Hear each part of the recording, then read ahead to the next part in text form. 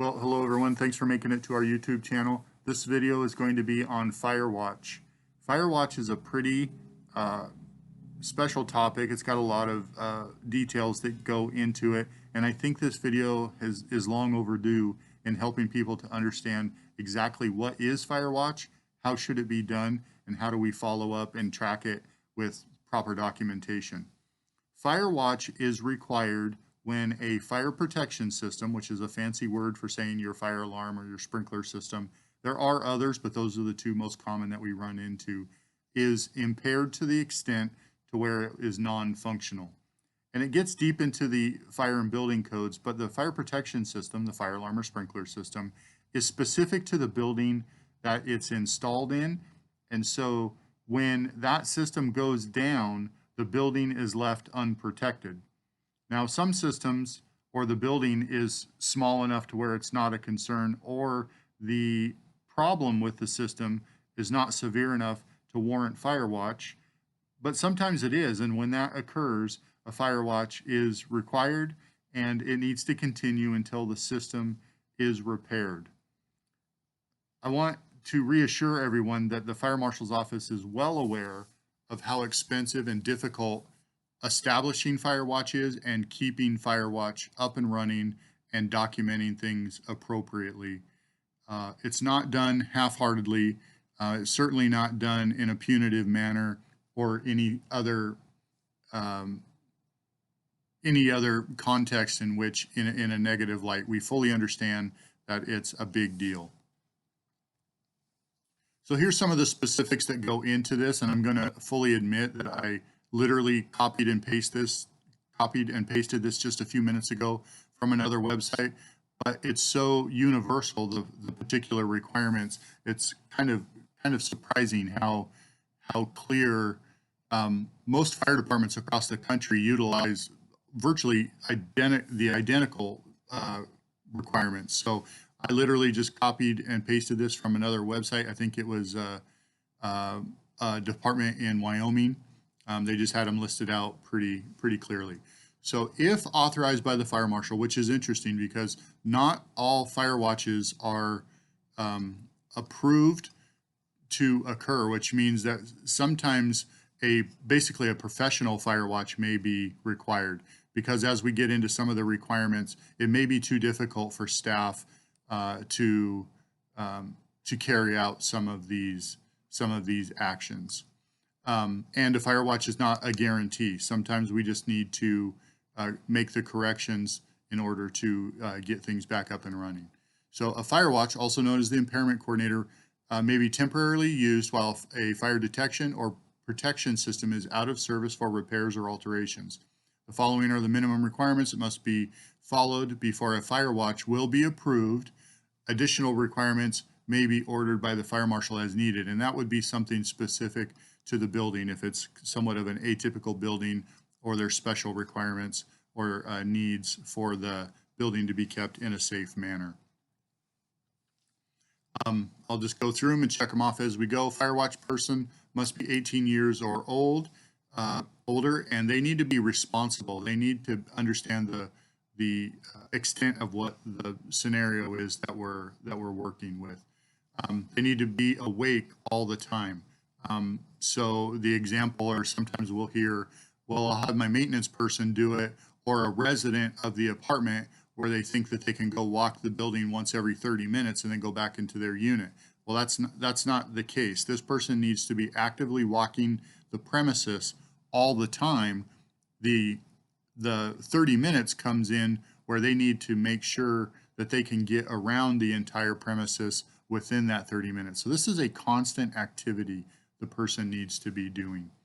So Central Communications, or CENTCOM, here in Kitsap County, I literally just changed this from the other department that I took this from, need to be notified. You do that by calling 911.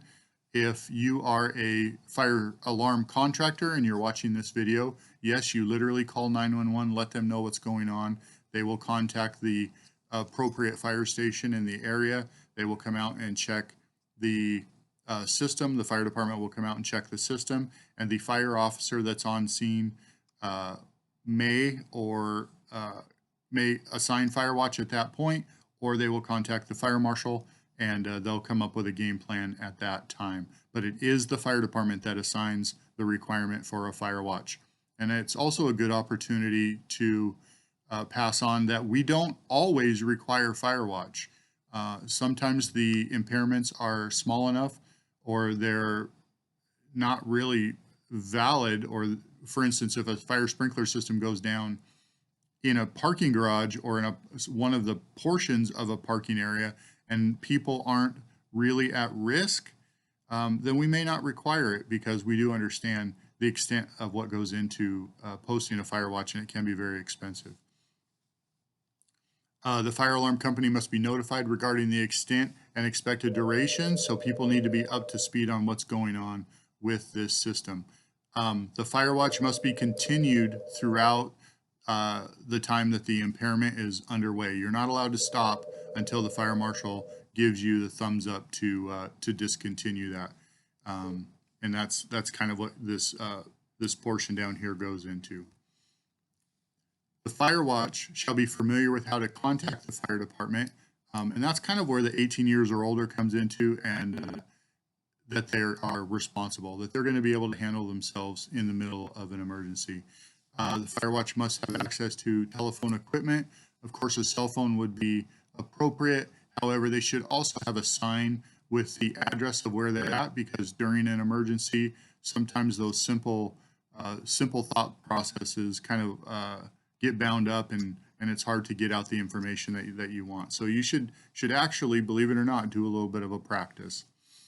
The fire watch designee must have working knowledge of the fire alarm system and its components. And what this is really getting into is maybe the fire alarm system is not completely out of service. Maybe there's portions of it that are out of service, or maybe it's the communication portion of the fire alarm that's out of service, and the system may still operate functionally in order to notify people that there's a problem in the building. So the fire watch person needs to have some working knowledge of the fire protection systems in the building.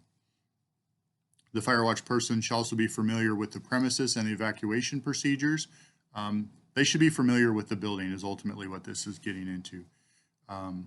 The designee must also prevent fires by identifying and controlling hazards. So they should have an idea of how to mitigate problems. For a simple example would be a bunch of piled up cardboard or boxes or newspaper in the hallway. That person should go, hey, that stuff would burn pretty easily. Why don't I go ahead and move this out of the way? The fire watch person should also have a fire extinguisher and be able to use that fire extinguisher if the situation warrants, and that's what these bottom two provisions are. In places of assembly, which are oftentimes churches or large restaurants, or maybe a movie theater, you may have additional fire watch persons responsible when you have more than the average number of people. Here's a big one. The fire watch person cannot have any other responsibilities, which means you can't have a custodian who also needs to be doing their work around the school at the same time as a person doing fire watch. This person is a dedicated person, dedicated in the light that they are only doing fire watch. They don't have other housekeeping duties that they need to take place around the facility. The fire marshal or the fire officer may also assign fire watch on multiple floors, and this kind of comes into the ability to be able to walk the facility in 30 minutes. If it's a large building, you just flat won't be able to do it. It's just too big of a building. I alluded to this a little bit ago. You need to be able to walk the entire facility once every 30 minutes, and that's a constant progression where you're walking the facility. The fire watch person shall also keep a written log of all the patrols and all of the shifts. Sometimes these fire watch assignments will go on for days, and we've had them even go on for weeks. That fire watch log needs to be submitted to the fire marshal's office every morning around 8 a.m. and we can provide communication or contact information for that, whether it's by email or fax. The fire marshal's office needs to be able to receive a copy of the work order to know what what kind of work and what repairs were done. And the last one here is we need to have the system completely tagged, meaning the system, whether it's fire alarm or sprinkler, needs to be clearly identified as to what is wrong with it and what work needs to be done in order to get it back up and situated. So I hope that video helps. I'm sure there was questions. There's a lot of important points that we went over, and we went over them quickly.